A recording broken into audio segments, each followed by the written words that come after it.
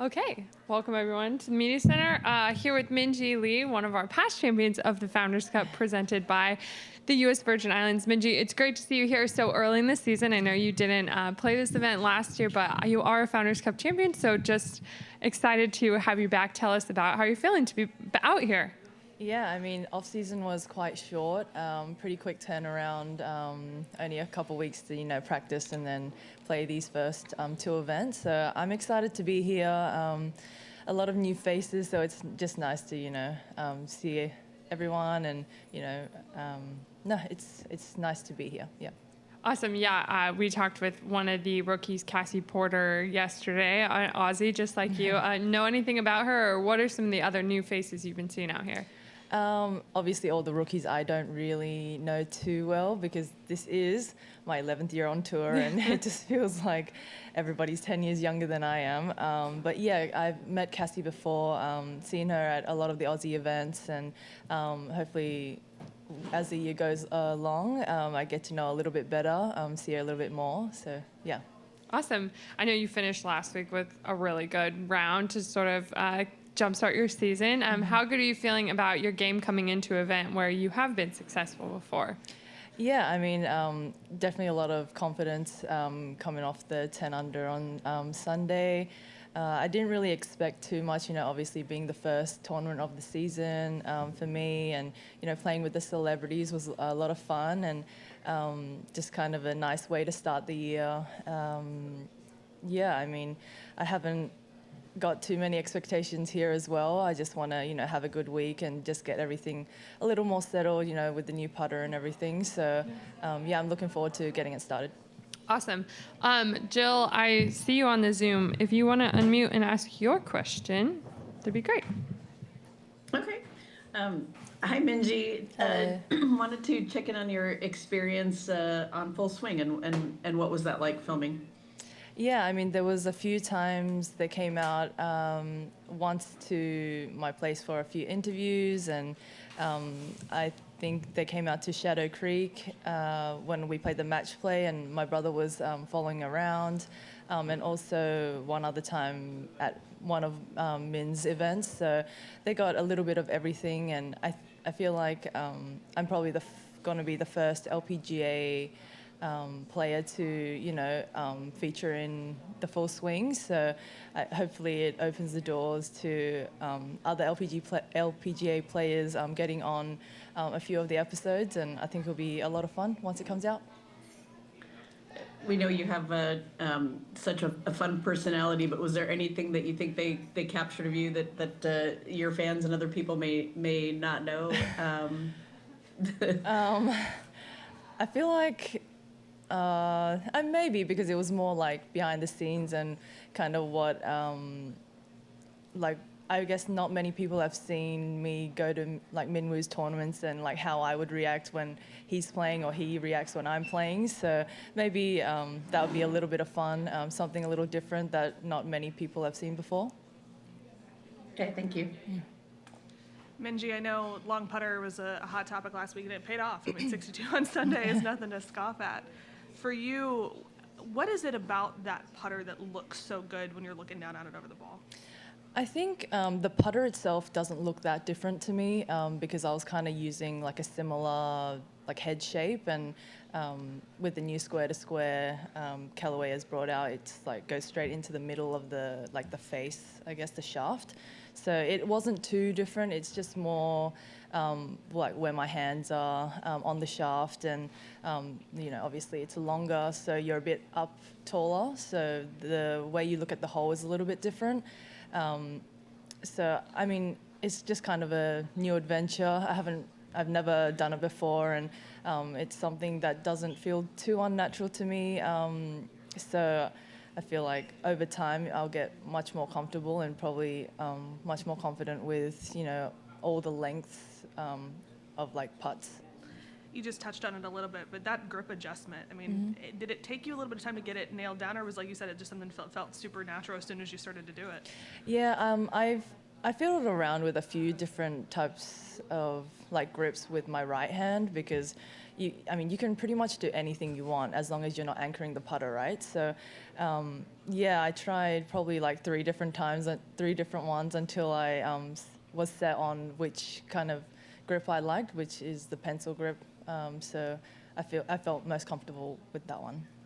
I know this is a little bit earlier than maybe you typically have started your seasons in the past. Getting off to such a hot start last week, do you feel like that was the right decision to kind of start a little bit earlier this season to get yourself in a groove before you head to Asia and before you head into really the meat of the season in March?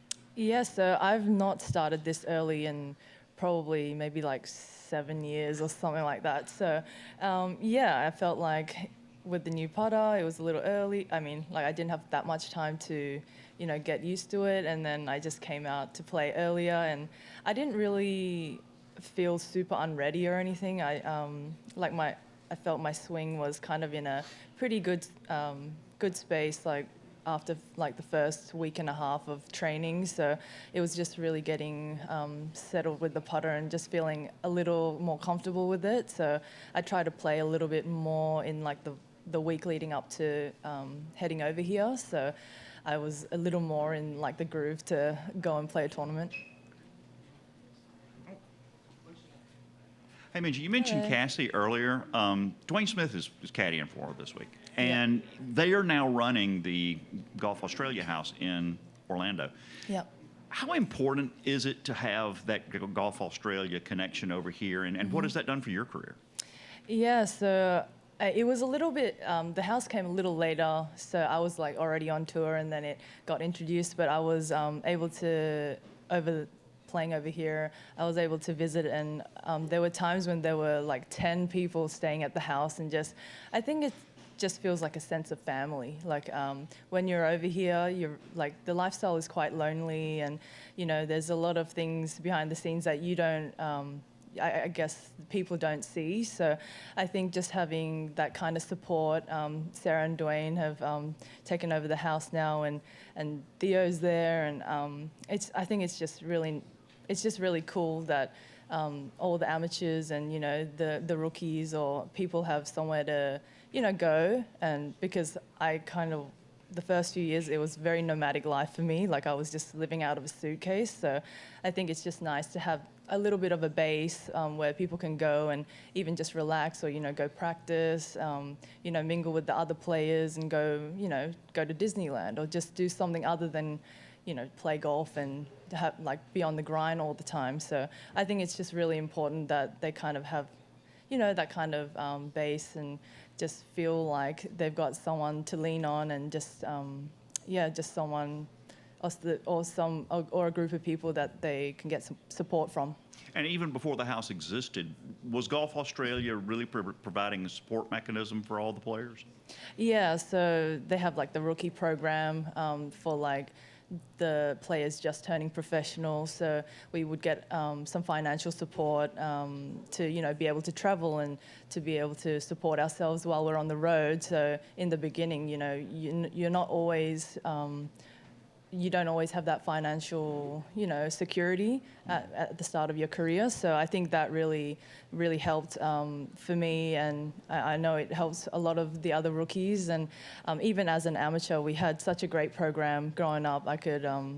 I was able to go to a lot of other tournaments in other countries and just kind of get that exposure, and just get a little bit of different experiences which are priceless now, because that's kind of what we do on tour. So, yeah. Thanks. Sorry. Hey, Minjee. I was hoping to get your initial reaction to the new slow play policy that was unveiled yesterday. Yeah, I mean, I think it's great. I would probably say that something had to be done at some point, and it's 2025, and we're just implementing a little more harsher rules. So I think to start with, I think that it's going to be a great policy, and then hopefully we can go from strength to strength and get a little bit more and more quicker. What would you say was the general reaction in the room to it? I think it was quite good. I mean, nobody really was opposed to it, because obviously we get on TV and we have I mean, a lot of holes might be backed up, and then TV goes a little off, and then play goes a little off, and everybody's unhappy. So I think, yeah, I didn't really think that it was too negative at all. Thank you. Not at all. All right. Thanks, Minjee. I have to. Just kind of going back to Founders Cup, Minjee, you've won this event, but you also have participated in this event while we still had the founders alive. Yes. Are there any kind of moments or things that you think about when you return to an event like this that highlights our founders that stick out to you the most?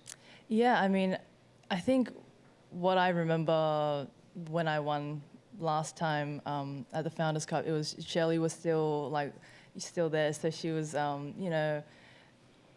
driving around and just, saying hello to everyone. And I got to play a pro-am with her actually a little while, in Phoenix a whiles back, and she was just so funny and she was just so fun. So I think just they have done so much for us and the tour, and to be where we are now, it wouldn't have started without them. So we're just all very grateful, and I think just seeing you before when a few of them were able to come to the tournament, they would be sitting just right where the 18th green was. So it was always lovely to see their faces, give them a hug at the end of the round and just say hello. So yeah, I think that's what is most memorable to me.